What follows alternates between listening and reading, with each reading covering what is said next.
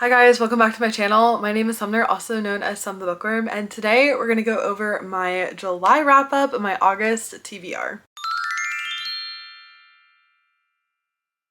So before I dive into my July wrap-up, I want to share with you guys what I'm currently reading, which is Rebel Witch by Kristen Ciccarelli. I think that's how you say her name. It is the second installment in the Crimson Moth duology, and I literally finished Heartless Hunter yesterday and dived right into this immediately. When I'm filming this, I have like 2 days left in July, so I don't know if I'll end up finishing it or not, but I am absolutely having the best time. It is angsty, it's enemies to lovers, like actual enemies to lovers, it's cat and mouse. It has been such a fun duology to read. So that's what I'm currently reading.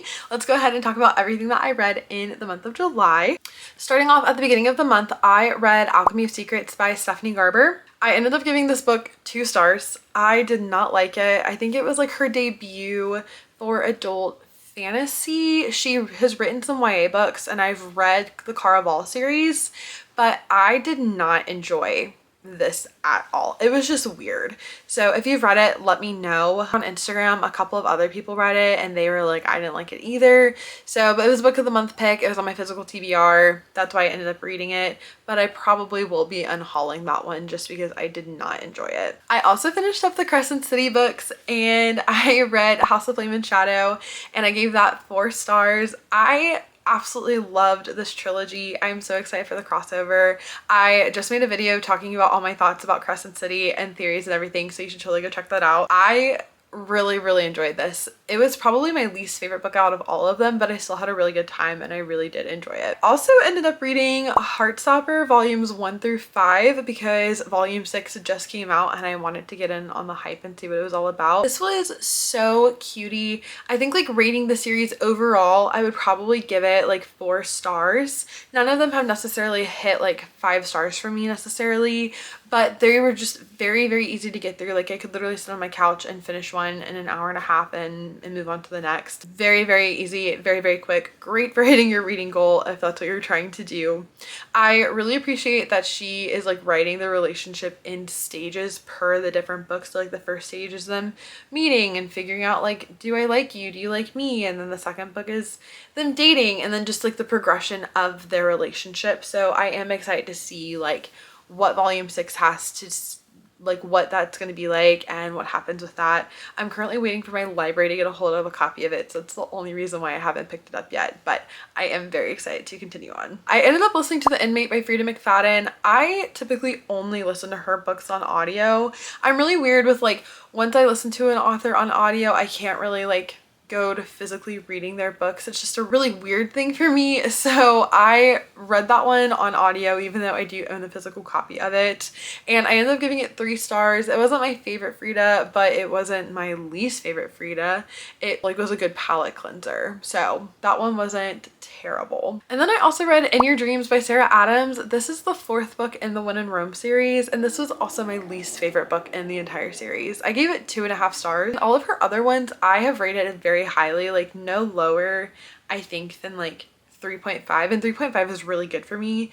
2.5 stars is a very low rating for me. Like anything below a 3 is just bad. I just had a really hard time with this book specifically because I felt like how our main character was in the other books, she was a completely different person in this book, and I just really had a hard time with that. Like in the other book she comes across as very quiet and reserved, and then in her own book she's not quiet and reserved. She comes across as this like party girl, and then also she feels like she's not good enough, which you don't really see that in the other books. I don't know, it just didn't feel consistent with her character and I really struggled with that. Yeah, it was just my least favorite out of all of them, unfortunately. And then lastly, I read Heartless Hunter by Kristen Ciccarelli and I gave that 4.5 stars. I was not expecting the plot twist. Like the reactions I was having while reading this book was insane. I just wasn't ready, and I thought that I knew what was going to happen and I didn't know what was going to happen because I accidentally spoiled it for myself, but it was insane. Like I just haven't read a YA like that in so long. Oh my gosh, it was so good. Let's go ahead and dive into my August TBR. Okay, starting off with the two books that I drew from my August TBR pick for my little TBR bag that I have. I only picked two books because I am going to be doing a fantasy reread, and also I have some fantasy books I just really want to get into in August. I'll share more about that in a second, so stay for the rest of the video because I'm going to share with you guys like what these fantasy books are. Starting off with the first book on my August TBR, it is Murder at Holly House, and I think that this is so funny because it was such a random pick. It's literally a Christmas like thriller book. It takes place in 1952. A body is found in a chimney and they're trying to figure out if this guy is a murderer. Was he murdered? Like, who is this guy? And it just kind of goes from there. I think it's going to be really fun. It was the $5 hot coffee hot book at Barnes & Noble back in December. I think that's when we ended up getting it, and I haven't picked it up yet. I think like getting into the seasonal mood, I guess, for the holidays, because they'll be here before we know it, folks. So going to be reading this one and I'm very excited. I also picked up Passenger by Alexandra Bracken, and I've had this one on my shelf for a while now. I've had it on my TBR even longer. This is a YA fantasy. It follows our main character Etta, and she basically gets thrown into a world that is not only like hours away from home, it's years away from home, and then this guy ends up finding out that he has this person on his ship that shouldn't be there, and the story just kind of goes from there. I don't know very much about it aside from that, but I remember seeing this like years ago and being super intrigued by it. Also, I like love the cover of it. It's just really unique and different, so I am really excited to pick this one up. Okay, you guys, I'm so nervous. I'm so nervous. I'm gonna be picking up Raids of the Starling by Devney Perry, and if you are not aware, Shield of Sparrows was my top book of 2025. Like, it goes ACOTAR, it goes Shield of Sparrows. Like, it is right there with being like one of my favorite fantasy books ever. I loved it so much, and the way that it left us on a cliffhanger, I was not okay. So I have been putting off reading this one. If you weren't aware, I'm not going to tell you about Rights of the Starling because I don't want to spoil stuff for you, but Shield of Sparrows follows our main character Odessa, and basically she assumes that she is just going to be a spinster the rest of her life. Her sister is supposed to be getting married to this prince from another kingdom because within the countries they marry within different kingdoms to keep the peace. This is her half-sister. She ends up finding out that her half-sister is not going to be the one getting married, but instead she is, and so she gets forced into this arranged marriage and then sent into this kingdom that nobody knows anything about, and everything just kind of goes from there. She is a super unique person, I would say. She questions a lot of things, but you also see her like really coming into her own and learning how to be this confident woman.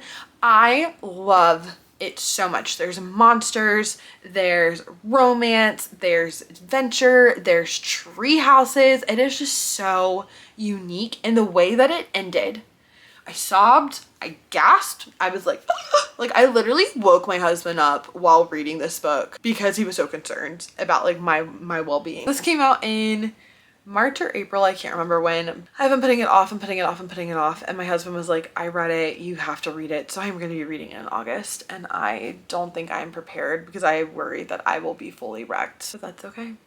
So we read to feel. The last thing I have on my August TBR is Fourth Wing. Context. Let me give you some context here, okay?